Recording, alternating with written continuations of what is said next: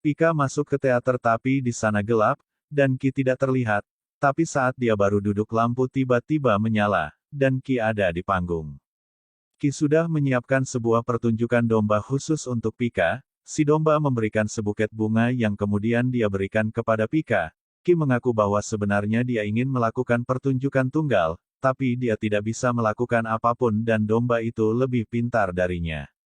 Pika tidak setuju ada satu hal yang bisa kita lakukan dengan sangat baik yaitu dia bisa membuat orang lain nyaman bersamanya. Kau merasa nyaman bersamaku, sangat. Toh Pika mengaku bahwa setiap kali bersama dengan Pika dia justru merasa gugup dan tidak tahu apa yang harus dia lakukan. Pika bingung kenapa dia merasa seperti itu, mereka kan teman, jadi seharusnya seperti itu. Ki rileks bersamanya, tapi aku ingin menjadi lebih dari sekedar teman. Pika tercengang mendengarnya. Ki cepat-cepat menjelaskan, bahwa awalnya dia memang hanya ingin menjadi temannya Pika tapi ia mengenal Pika dia merasa semakin ingin menjaga Pika. Jika kau tidak sedang pacaran dengan siapapun, bisakah kau membuka hatimu untukku tapi kalau ragu karena selama ini dia hanya menganggap Ki hanya sebagai teman biasa saja, Ki tidak menyerah begitu saja, dia ingin melakukan sesuatu yang mungkin bisa mengubah pikiran Pika tentangnya. Dia pun langsung mendekat untuk mencium Pika, tapi belum sempat menyentuh bibir Pika Siptis tiba-tiba datang dan langsung menyeret Pika pulang. Di rumah Siptis minum wine bersama dengan Ki, setelah saling terdiam cukup lama akhirnya Ki bertanya, apa sebenarnya hubungan antara Siptis dan Pika? Siptis berkata kalau mereka adalah kakak adik, kalau hubungan mereka cuma sekedar kakak adik, lalu kenapa Siptis marah padanya? Tanya Ki. Atau sebenarnya kau menganggapnya lebih dari itu?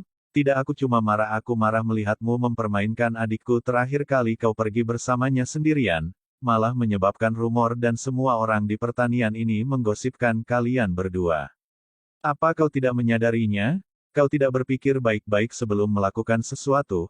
Aku tidak mau adikku jadi bahan gosip karena perbuatanmu.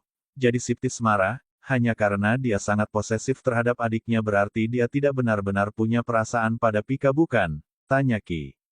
Dan Siptis mengiyakannya, baguslah karena aku menyukai Pika, aku merasa tenang sekarang setelah mengetahui kalau kau tidak keberatan aku pacaran dengannya. Apa Pika setuju untuk pacaran denganmu? Aku belum mendapat jawabannya. Karena kau mengganggu kami tapi tidak apa-apa. Aku bisa menunggu dan supaya kau tidak khawatir, aku akan lebih berhati-hati kau bisa menyerahkan Pika padaku. Emosi Striptis langsung mendatangi Pika di kamarnya, dan memaksa masuk ke dalam, ia langsung to the point melabrak Pika dan menyindirnya. Pika pasti senangkan sekarang karena ada seorang pria yang menyatakan cinta padanya. Pika berusaha mengusirnya tapi Siptis malah memeluk paksa Pika dan menuduhnya berciuman dengan Kidu Teater. Pika berusaha menjelaskan kalau mereka tidak berciuman, tapi Siptis tidak percaya malah menuduhnya berbohong. Katakan sebenarnya, bagaimana perasaanmu pada Ki? Ini dia pria yang baik. Siptis semakin marah mendengarnya, dan langsung menghukum Pika dengan mencium paksa Pika.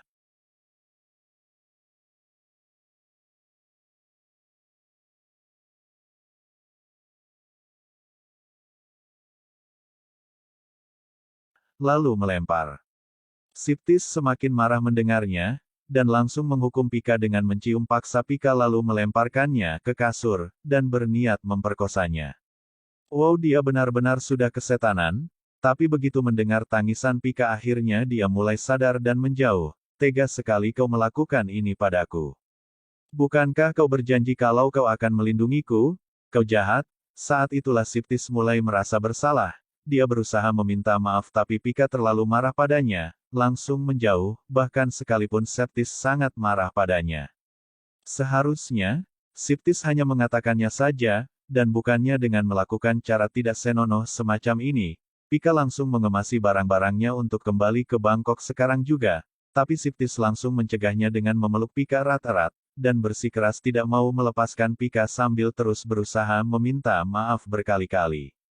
Sampai akhirnya, Pika berhenti memberontak dan mulai tenang. Aku sudah menunggumu selama 10 tahun aku tidak akan membiarkanmu meninggalkanku semudah itu. Maafkan aku telah menyakitimu, aku marah karena aku sangat cemburu dan aku tidak suka melihatmu mencium pria lain Pika, aku mencintaimu. Tapi kau sudah punya pacar?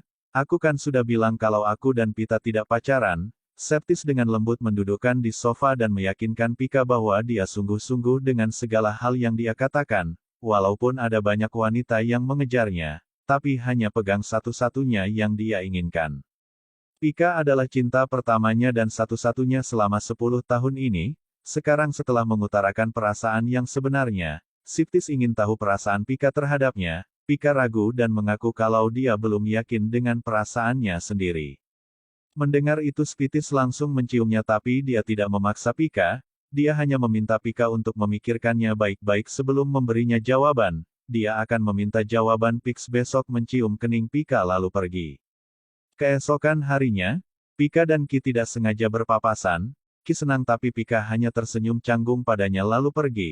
Setelah berpapasan dengan Ki dia berpapasan dengan Septis. Mereka berdua sama-sama canggung gara-gara kejadian semalam.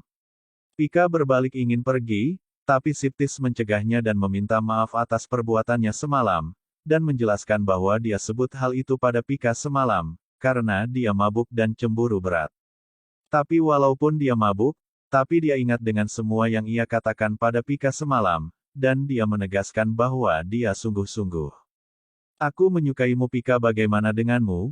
Bagaimana perasaanmu padaku? Aku nggak tahu. Frustasi Septis akhirnya berniat untuk nembak Pika saja, tapi Pika langsung melarangnya dan mengingatkan Septis bahwa dia sudah punya pacar.